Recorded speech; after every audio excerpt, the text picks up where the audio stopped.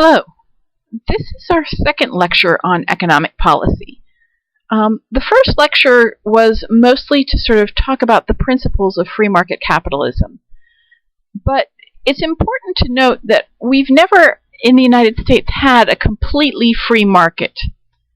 And so what I'd want to talk about today are the various ways in which the government interferes in the economy, why it does so, and what the costs and benefits are of those various types of intervention. The book makes the minor point that at a very bare minimum, the government sort of interferes in a completely free market by providing a lot of infrastructure. The government invests in roads, railroads, ports, airports, etc., without really charging us for them except through highway taxes. But for example, I will pay the same in highway taxes, and I actually do drive a fair bit to, actually all over. I will pay the same amount in highway taxes as perhaps my mother will, who very rarely ventures much beyond a 10-mile radius of her house. There's an argument about whether the price of our goods, food, manufactured goods, etc., would be higher if we actually charged based on usage of roads and highways and ports and so on. The argument goes that, I really don't use major seaports that much. The people who use major seaports are those who import goods and cars from overseas. Arguably, I shouldn't have to pay for major seaports, but if the only people who paid for them were those who were importing goods, then the price of imported goods would go up dramatically. So that's one reason, arguably, why the government subsidizes or basically pays for those costs. Another way in which the government interferes in the economy is by providing loans and grants to businesses. That has received a lot more scrutiny in the last couple of years, although honestly, anytime the government does this for a particular segment of the economy, it tends to get a lot of scrutiny. The government provides loans and grants to businesses on the basic rationale that American businesses employ Americans, and thus, subsidizing or helping out a struggling business will not only sort of boost the employment rate, but also will sort of pay for itself according to some arguments, because of course if you help in a business employ Americans, well, those people will then sort of pay taxes and buy products and so on, so that will keep the economy going. Before we leave this point, it's also important to note that for some industries, people have argued that it was in our national interest to have domestic suppliers of these items. This holds particularly for the car and the airplane industry. People would argue that, for example, it was really in our interest to have Boeing and McDonnell Douglas as airplane manufacturers in the United States, so that we would have a domestic supplier of, for example, aircraft if we need them for the military purposes. That said, true free market economists have argued that providing loans and grants to American businesses has allowed inefficient businesses to stay in business for too long, and not to perhaps make cuts that would allow them to be more efficient. So that, for example, if you provide a loan to a business to help it meet its payroll, it's going to become dependent on that loan to make payroll, whereas what that business perhaps should have done is invested in new technology that would perhaps use fewer workers and thus create a more efficient product. There is some similar arguments that go on around tariffs. Tariffs, your book's note, was one of the first ways in which the U.S. government interfered with the economy. A tariff is a product on any good a tariff is a tax on any product that comes from overseas. So, for example, for a very long time, clothing that came to us from China had an additional tax on it. It doesn't right now, by the way. American businesses like tariffs because they make foreign products more expensive and thus make American products more attractive. You can think of a scenario where, you've got two pairs of jeans, one made in the United States, one made in China. If both pairs of jeans retail for $30, but there's an additional 10% tariff on the Chinese jeans would be $33 and the Americans $30. That would make the American goods cheaper. It's important to notice that even though the tariff is a tax, it's generally not particularly profitable for the U.S. government. So you shouldn't necessarily, while it is a revenue stream, it's not a huge part of the budget. And again, true economists who are really in favor of completely free markets are going to argue that tariffs actually hurt efficiency. The favorite example for this, I don't know how many of you all like cars or pay attention to cars, or even look around at what's driving on the highways, but there was a very famous tariff that went on imported cars in the late 1970s. If you all remember or have ever seen pictures of cars from the late 1970s, you'll note that American cars all were these huge tanks of things that really hadn't changed that much since the 1950s. They all, easily fit 6, 7, 8, at least 6 passengers. They were all, the part of the car that held the passengers was as big as the sort of part of the car that was under the hood was as big as the trunk was. It was these things were huge cars.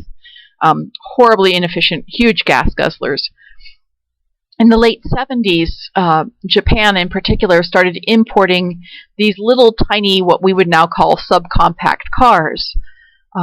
They were incredibly efficient and fuel economy. They were, not particularly nice looking cars, and people sort of shunned them for that reason. But as gasoline got more expensive in the late 70s, more people started buying them. So the U.S. put a tariff on imported cars, which made imported cars, Japanese cars, more expensive. They also actually put a quota on them. This wound up working somewhat adversely, because what the quota did was it sort of made the Japanese car manufacturers decide what kind of cars it was going to sell rather than import. Rather than importing all kinds of cars, they decided to then focus on those really sort of ugly subcompacts that were selling so well. In addition, the tariffs sort of protected U.S. industry, since the Japanese were no longer going to be importing these sort of large lumbering cars, which was what the Americans specialized in. The Americans could continue to make those. Economists sort of said, well, what the American car industry might have done had there not been this tariff is they might have had incentives to make more fuel efficient cars more quickly, so that they could more effectively compete with the Japanese. That's not what happened in this case, and it wound up being another 10 years before American cars started to become as conscious of sort of fuel economy as the Japanese cars were. Another way that the American government interferes in the free market is by offering subsidies to certain industries. A subsidy is pretty much sort of a payment for doing work. Agriculture is probably the best example and perhaps the most conventional example. These are payments to farmers to produce particular goods. And these are usually rationalized by sort of saying, well, we need a domestic food supply. We don't want to become dependent on Canada or other countries to get our corn and our wheat and things like that. And it does have the effect of keeping food prices generally cheap, because it means that since farmers are being paid a fee for producing the crops, they don't necessarily have to recoup the entire cost of producing the crop from people at the store. So foods that are subsidized wind up being comparatively cheap, things like wheat and corn and so on. People have sort of raised the very real question of whether that's necessarily the best use of our money. It's meant, for example, that high fructose corn syrup is also remarkably cheap. High fructose corn syrup, of course, has come under fire lately because that's what's in all the soft drinks and everything else, which is what makes soft drinks so cheap, which people have argued is why obesity is epidemic in the United States. People have sort of said, well, maybe if these things weren't artificially cheap because of subsidies, people wouldn't buy them so much. And it might encourage people to sort of buy healthier food or a larger variety of food. Those are general government interferences in the market as a whole in support of one industry or one industrial segment. There are, of course, other ways in which the government interferes in the market which have more direct impact on us as individuals. And the two that I'd like to talk about are sort of tax policies and welfare policies. All of us, since the turn of the last century, have paid income tax. There was a constitutional amendment that allowed the federal government to do that. And one of the things I do want to talk about briefly is sort of the perennial debate between a flat income tax and a graduated tax, or a progressive tax, which is one of the things their books calls it. A flat tax is, I guess, somewhat intuitive. It's the idea that everybody pays the same amount in taxes. People who advocate flat tax say, it's very simple. You take a look at what your income was for a given year. You take a look at what the percentage tax is. You multiply one number times the other number, and you send that check to the federal government. If you earned $10,000 last year and the flat tax rate is 9%, that was Herman Cain's number, I believe, then you would do the math and figure that you owe the federal government $900. I wish it was $9. $900, and you would send the federal government $900. If you made $100,000 last year and the flat tax was 9%, you would owe the federal government $9,000. And my math isn't that good, and you're doing all this verbally, so I'm not going to subject you to continuing iterations of it. But the idea is that no matter what your income is, you would pay the same percentage of tax. No matter who you were, you would pay the same percentage of tax. Free market advocates say that this is probably the preferred way of taxing everybody if you have to tax on an income, because this is minimum interference in the market. That said, people do tend to question the fairness of the flat tax, and they do so on two levels.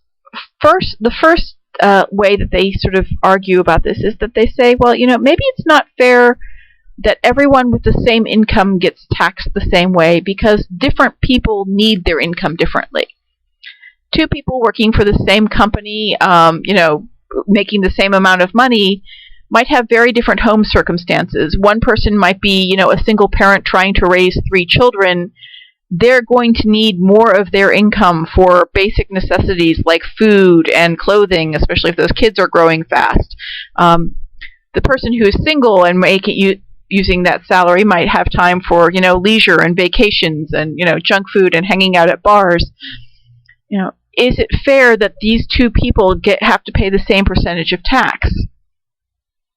The other argument goes on income. People sort of argue that if you're making $100 a week, say, well, you may sort of be paying $50 for rent a week and $30 on food and $10 for bus fare or gas fare or gases or whatever, and maybe that leaves $10 for incidentals like haircuts and taxes. If you're making 10 times that amount, $1,000 a week, well, your rent will probably go up a bit because you're probably going to go live in a nicer part of town. Your food budget might go up a little bit because you can afford to, buy the steak instead of hot dogs on sale. But in the grand scheme of things, you're not going to need to spend every penny the way the person who earned only $100 a week is. So people are going to argue that, it is perhaps more fair to tax the person making $1,000 a week more than the person making $100 a week, because the person making $100 a week needs every penny, whereas the person making $1,000 a week probably doesn't so much. These are sort of the arguments against the flat tax. Similar arguments sort of go for things like welfare if you're dealing with sort of an economic downturn. People argue about whether you want to do sort of, during economic downturns, whether you want to do a demand-side stimulation of the economy or a supply-side stimulation of the economy.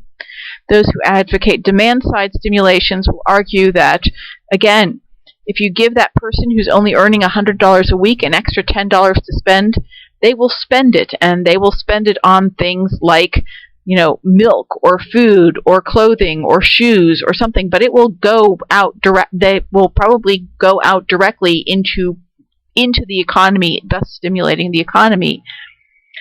Whereas if you give a rich person an extra $10 to spend, well, that is more likely to be saved and not spent stimulating the economy. I am probably a very real example of that. When I got a tax refund check at one point, I sort of instantly put it into my savings account rather than going and spending it.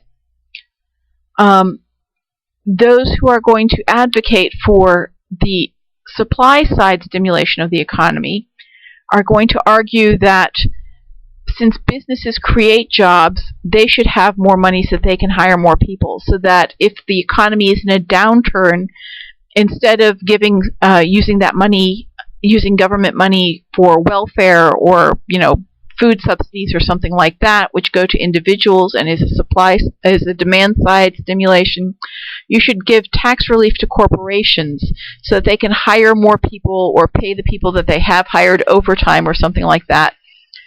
That's demand side or supply side stimulation of the economy. The other way that you can try to stimulate the economy is by switching over the capital gains tax. The capital gains tax is a separate income tax, which people pay on basically on money they have earned from other investments that they have. So if you sort of divide somebody's income between money that they've earned and money that they haven't earned, or money that they earned through their own work versus money that they earned through having their money work for them in, say, a bank or a stock market account or something like that. This, again, is controversial. So supply side economists are going to argue that, in an economic downturn in particular, but in general, it's just a bad idea to have a capital gains tax because it discourages investment in the economy, and supply-side economists are going to say, well, you want to have people investing in corporations because corporations and businesses are going to be the ones who are going to hire more people. Those who are sort of arguing more for demand-side stimulation of the economy are going to say, well, that having a capital gains tax, again, allows the wealthier who don't need the money as much to bear more of a burden for paying for the economy. The notable caveat in this regard is that this is probably less true now than it was before. As recently as 25, 30 years ago, most people didn't own stock. Nowadays, for a variety of reasons, pension funds and other organizations have started investing in stock and other sort of bonds and things like that, which means that indirectly more people own stock now than probably ever before, which makes the question of a capital gains tax change very interesting. The final way in which the government has interfered in the economy is by implementing a series of laws that it would consider are worker protection laws. Some of these are things that would sort of minimize externalities, but by and large what it has done is sort of set minimum standards for those who are working in the economy. Again, a true free market economist is going to look down on this, and in fact, many years ago when I was working in Washington, D.C., one of the trade associations that we did business with, at one point at a political rally, passed out coffee mugs that sort of said, the true minimum wage should be $0.00, meaning that, not that, people should be paid nothing, but rather meaning that in a true free market economy, each person should have the ability to negotiate his or her own wage with his or her employer, rather than have the government sort of set that wage in advance. The government has also done other things that sort of interfere with the economy, like I said, minimizing externalities. So mandating things like worker safety, things like mandating that companies provide protective equipment, hard hats and things like that for people engaged in dangerous industries like construction. These, again, this sort of, like I said, minimizes the externalities. It means that, if there's some sort of dangerous something that happens at a work site and, somebody gets conked on the head by a falling nail or something, the helmet will absorb the cost of that, will absorb that injury rather than the human being who then has to go to the hospital and pay for, stuff like that. This, however, again, is an interference in the economy, because it's a sort of situation in which the government has demanded that certain things be paid to everyone, be it a minimum wage, be it protective gear for a work site, or so on. Whereas a true free market economist is going to say, well, this might be something that needed, where in which supply and demand, people sort of bargaining, would come up with the best and most efficient solution. What I want you to get is the many ways in which the government has sort of interfered in the economy, and sort of why it has done so. And it hasn't necessarily done so simply because it could or because it thought it was a good idea. By and large, all of these are debates. The other thing I want you to get is that a lot of these debates stem from very different understandings of what makes the economy work. And so free market economists, and therefore members who sort of people who sort of support them, are going to say that what makes the economy work is that free market economy, is the minimum of regulation, is allowing people to decide from themselves what's best and how it should be provided and how much money they're willing to pay for things. The flip side of that argument is going to be the one that sort of looks at government as the protector, as companies and other businesses as being somewhat, at a minimum, we'll use the word somewhat dangerous places for people to sort of negotiate in. The idea being that, perhaps people should be able to sort of have a little bit more safety in how they do things that provide certain minimum standards for them. That's all I have for today. I hope this has been interesting. And again, if you have any questions, please don't hesitate to get in touch with me. Have a good day. Bye-bye.